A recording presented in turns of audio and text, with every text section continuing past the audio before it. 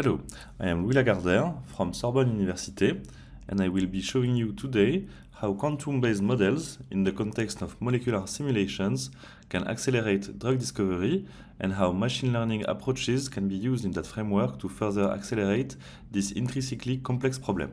First, some words about molecular simulations and about their role in a drug discovery context. In molecular simulations, we make systems of atoms move through an interaction potential and the application of Newton's laws. What that means in practice is that this interaction potential, the model that we use to represent the interactions between atoms, is crucial, and the quality of the results of any simulation will depend on the accuracy of this model. In the context of drug discovery, we want to find small molecules that binds to a macromolecular target of interest. This can be a protein or RNA, for example. And we need this binding to happen in such a way that they inhibit their function. In practice, we need to find a zone of interest in the target, a druggable pocket, where such a small molecule could bind, and then to model this binding process. To do so, because of the complexity and the dynamical nature of these systems, we need to resort to highly accurate models to be able to be predictive. We can draw a parallel between what I just described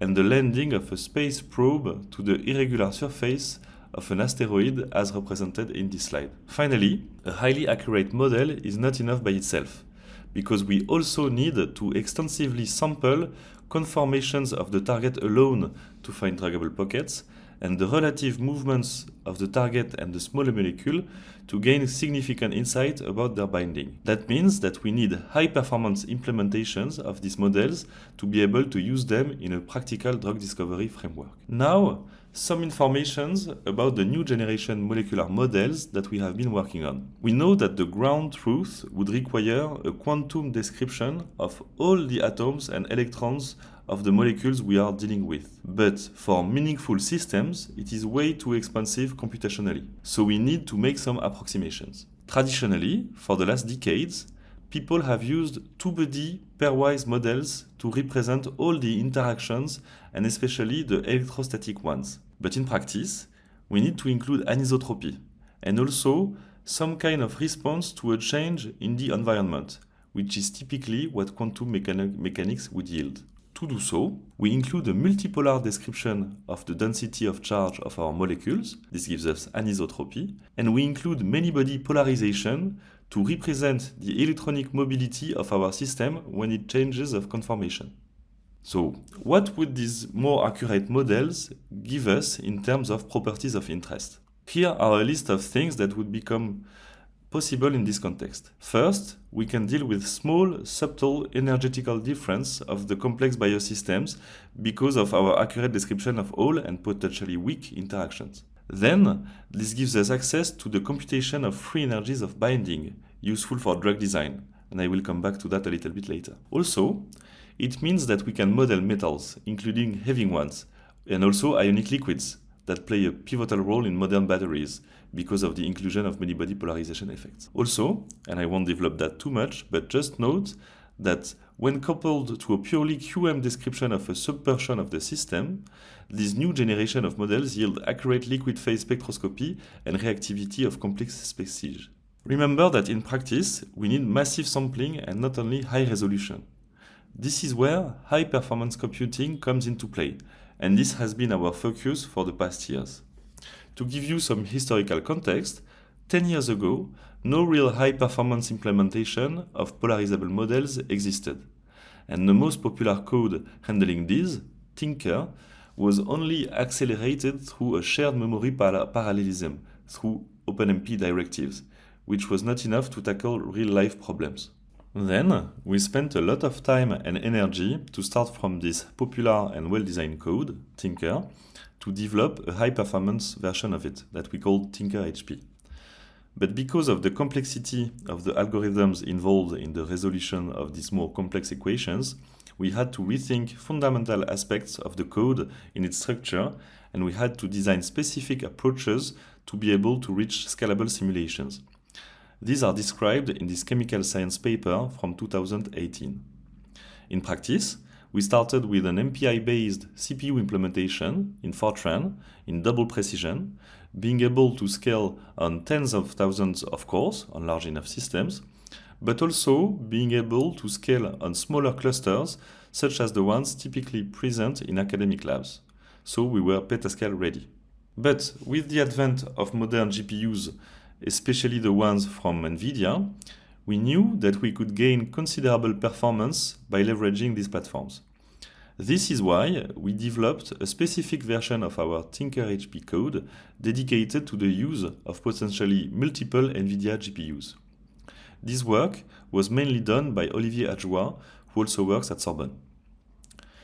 Here also, specific algorithmic developments and adjustments had to be made in order to fit the specificities of GPUs with a special care given to precision. All the more since we need to solve the many-body polarization equations through an iterative procedure that is really sensitive to precision. We published a paper describing all of these specifics in the Journal of Chemical Theory and Computation in 2021. Okay, just a few words about the GPU implementation itself.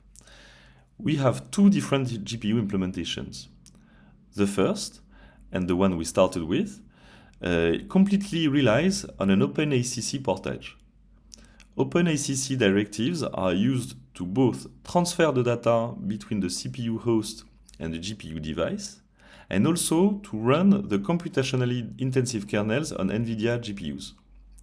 We use this implementation to run double precision simulations, taking advantage of both V100 and A100 HPC cards. The second one still resorts to OpenACC directives to handle data transfer between the GPU and the host, but uses heavily optimized CUDA kernels to further gain performance. This implementation is used in what is called, in the context of molecular dynamics, mixed precision mode. That is to say that the energy and the force kernels, that are the most computationally intensive, use single precision, but that the data is then accumulated in double precision, thus yielding an optimal balance between performance and precision. A key feature of both these implementations is that almost all operations are uploaded on the GPUs, thus limiting synchronization between the CPU and the GPU. Furthermore, the multiple GPU implementation follows the same 3D domain decomposition logic of the CPU one, and we make sure that the data transfer happens directly between GPUs through CUDA-aware MPI library. Now, some practical benchmarks with systems of representative sizes, from the well-known DHFR benchmark that is made of a little bit more than 20,000 atoms, to larger protein systems such as the main protease of SARS-CoV-2 in solution, which contains around 100,000 atoms, and up to much larger multi-million atom systems such as what we have called the C system that contains more than 7 million atoms. All these benchmarks have been run on the Janzé supercomputer of Gency in France and on the Selene supercomputer of NVIDIA. The Selene supercomputer of NVIDIA is made of DGX A100 linked together. In practice, within each of these DGX A100, 8 A100 cards are efficiently linked together through the NVSwitch technology. To further improve memory distribution and minimize data exchange between the GPUs, we resort to the NVSH-MEM library. All in all, we observe the best performance ever obtained both on GPUs and CPUs on all of these systems for this kind of models. That is to say that we have more than 40 nanoseconds per day of production for the DHFR system, more than 4 nanoseconds per day on the well-known STMV system that is made of more than 1 million atoms, and almost 1 nanosecond per day for the C system that I mentioned a little bit before. What we see is that for the smaller systems, there is no real gain of using more than one GPU, which is expected given the amount of compute power that one GPU alone already contains. But by growing the system size, we see that starting from systems of around 200,000 atoms, there is an interest of using several GPUs. And then there is a significant gain for the larger systems. This gain, depending on the system size, is more clearly illustrated in this figure that shows in a logarithmic scale the performance gain from 1 to 8 GPUs on the Selene supercomputer for all of these systems.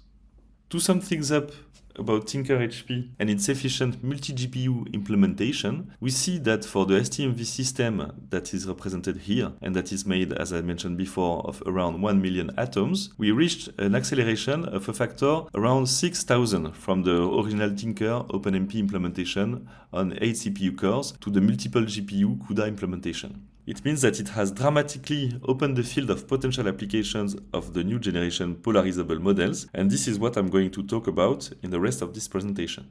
One of the main applications that I want to focus on now is the prediction of binding affinity of small molecules to a macromolecular target. In a drug discovery project, a well-defined target, for example a protein, is chosen, and then the goal is to find a small molecule that binds to it in such a manner that it alters its function. Typically, pharmaceuticals companies rely on high throughput screening of already known compounds to get initial hits molecules, and then on a large number of syntheses to optimize such hits. This is why being able to reliably predict the actual binding affinity of small molecules to targets is extremely appealing in the context of drug discovery, because numerical simulations could drastically reduce the number of syntheses of drug candidates to be made, and thus reduce the time and money spent on such projects. But what does that mean in practice? In practice, we want to compute the free energy difference between the bound state, where the ligand or small molecule lies in the binding pocket of the host, as represented here in this slide, and the unbound state, where both the small molecule and the host are in the bulk, in solution, without interacting between each other. Rather than sampling explicitly this binding and unbinding process, what is routinely used nowadays are the so-called alchemical methods, where the small molecule is first gradually decoupled from the host by scaling down progressively its interactions with it. And then, separately, we compute the free energy of decoupling the ligand from the bulk in a similar fashion. And finally, because free energy is a state function, we can then recover the free energy of interest from the thermodynamical cycle as represented here in this slide. Without going into the details of how simulations are run to recover these quantities in practice, let's just say that it requires numerous and long molecular dynamics trajectories, hence the key importance of a high-performance code. In practice, many benchmarks of representative host-guess systems have been run in the past few years through the blind sample challenges, where academic groups try to reproduce blindly experimental binding affinities of small molecules to larger hosts. The polarizable and multipolar amoeba model has repeatedly performed really well on these challenges, as you can see on the slide here that represents the results of the sample challenge of last year. It concerns the binding of several small molecules to the host system that is shown here on the left. On the right, you can see the correlation between the computed binding affinities with this highly accurate model and the experimental ones. And you can also see that they are in agreement within 1 kcal per mole for almost all of them, which constitutes state-of-the-art performance. So this shows how the high-performance implementation of new generation models can help in a practice in a drug discovery project. Now, let's go back to the model itself, as we saw that it drives the quality of all the molecular simulations. What we know is that even with the advanced polarizable models, we still lack some key quantum effects that happen at short range. Another limitation of the models that I presented before is that they are by nature non-reactive. We also know that there are now well-designed and well-curated datasets of quantum mechanical data that enable the development of machine learning interaction potentials, in which all the interatomic interactions are described with machine learning methods. Without going into the details, let me just mention that in general, such models leverage a short-range descriptor of the local environment of each atom, which is then given to a neural network to predict the energies. What that means in practice is that these models are in general slower than polarizable force fields, but as they are intrinsically short-range, they are scalable, as you can see here on this slide. These models are implemented in TinkerHP through the DeepHP platform that is described in a chemical science paper that we published last year. Okay, so these models perform well in many cases, but by design, they lack in general long-range effects, for which the physics is well known. For example, we know that electrostatics at long range follows Coulomb's law. This led us to looking at ways to combine machine learning approaches at short range and physics-based ones at long range. And for that, we followed two different routes. The first idea is to use an embedding scheme, similar as what is done in mixed quantum mechanical molecular mechanics methods, where the interactions within the system of interest are treated with the machine learning potential, and the rest of the interactions are treated with the polarizable force field. The second idea is more complex. We use machine learning models to predict atomic properties, such as charges, volumes, and so on, that will thus depend on the environment, and that we use within a classical functional form, with Coulomb potential, van der Waals interactions, and so on. This is what we have called the Phoenix equivariant approach. Phoenix stands for Force Field Enhanced Neural Network Interactions. And we published this recently in Chemical Science. One really nice feature of Phoenix is that it is reactive. Now, let's look at practical results that we obtain with both approaches. On this slide, you can see binding affinity results obtained with both the amoeba polarizable force field alone, in yellow, and by combining the ANI machine learning model, ANI is a well-known machine learning model, with amoeba through the embedding I just described. We see that by including the machine learning model at short range, we manage to improve the overall results, especially for some systems. We go in practice from a root mean square error of 1.81 kcal per mole to one of a little bit less than 1 kcal per mole. So we reduce the error by around a factor 2. And finally, one result that illustrates the reactive nature of the Phoenix approach. You can see here several dissociation curves where we make one atom of a molecule leaves its equilibrium position. Here we have 3 molecules. We have CH4, water, and HF. We can see that the state-of-the-art any 2x model by itself gives unphysical results, whereas the Phoenix ones are much closer to reference values that are shown in the dotted curves. We are currently actively working on enriching the Phoenix models by incorporating additional energy terms to it, such as explicit polarization and charge transfer.